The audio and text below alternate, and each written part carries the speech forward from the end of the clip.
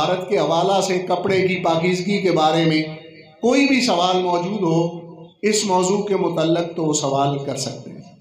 बहुत लोग जो है वो कहते हैं कपड़ा धोने जैसे कलमा शरीफ पड़ा, क्या ये ज़रूरी है? यानी हाथ धोने इस्तिंजा किया या कपड़ा पाक के ऊपर आपने फरमाया उसके ऊपर कलमा शरीफ पढ़ना ज़रूरी है? हाँ, ये बड़ा अच्छा सवाल आया है।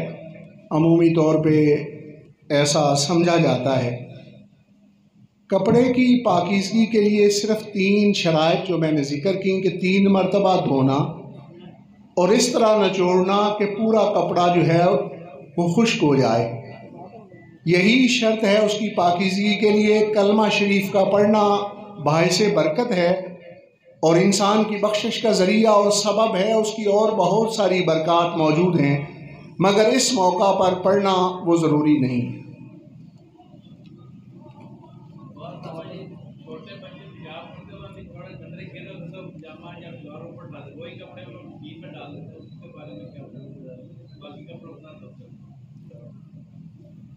देखें, पहली तो बात यह है कि अपने घरों के अंदर ख़वातीन खाना को या अगर मुलाजमा है कपड़े धोने वाली तो उसे इस बात का पाबंद किया जाए। किसी वक़्त कपड़े की पाकीज़गी का पता होता है इंसान को और किसी वक़्त उसकी पलीती और पाकीज़गी का इल्म भी नहीं होता। तो ऐसी सूरत के अंदर जब कपड़ा धुलने के लिए घर में जाना है तो घर के अंदर मुलाजमा है या अहलिया है, बेटी है, माँ है, बहन है, जिसने भी धोने हैं उन्हें इस बात की ताकीद की जाए कि जो भी कपड़ा धोया जाए उसे 3 मरतबा शर्त कर लिया जाए। इससे ये फ़ायदा होगा कि कभी भी अगर कोई ऐसा मामला तुम्हारे इल्म में है या इल्म में नहीं है तो कपड़े आपको जब भी मुयस्सर आएंगे वो पाक मुयस्सर आएंगे। और ये हमारी उन बहन बेटियों और माओं का हम पर एहसान भी होगा कि अगर वो धुलाई करते हुए सिर्फ़ इस कदर एहतियात कर लें तो वो हमें ज़ाहिर कपड़ा वो दे रही हैं जो नमाज पढ़ने के काबिल है और पाकीज़ा है, ये उनकी मेहरबानी है। धोना था लेकिन धोने में भी उन्होंने ये मेहरबानी कर दी कि उसे पाक करके दिया। दूसरी बात यह है कि जब भी कपड़े घर में धोए जाएं तो ये ख़वातीन को एहतियात की जाए कि छोटे बच्चे जो नाबालिग हैं जिन्हें पाकी और पलीती का एक तो छोटी उम्र है ना जिसमें एहसास भी नहीं होता, एक उससे कदरे बड़ी उम्र है लेकिन उसमें भी ज़ाहिर है बच्चों को इसका अंदाज़ा नहीं होता, वो नमाज नहीं पढ़ते होते, 7 साल से कम की उम्र होती है।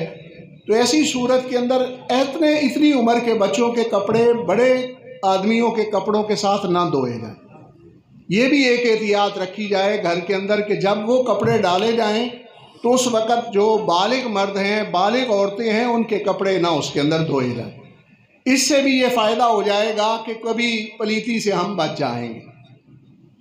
और तीसरा ये है कि अगर कहीं निजासत लगी हुई है, एक निजासत होती है मरी और एक होती है गैर मरी। मरी से मुराद ये है कि लगी हुई निजासत नज़र आ रही है।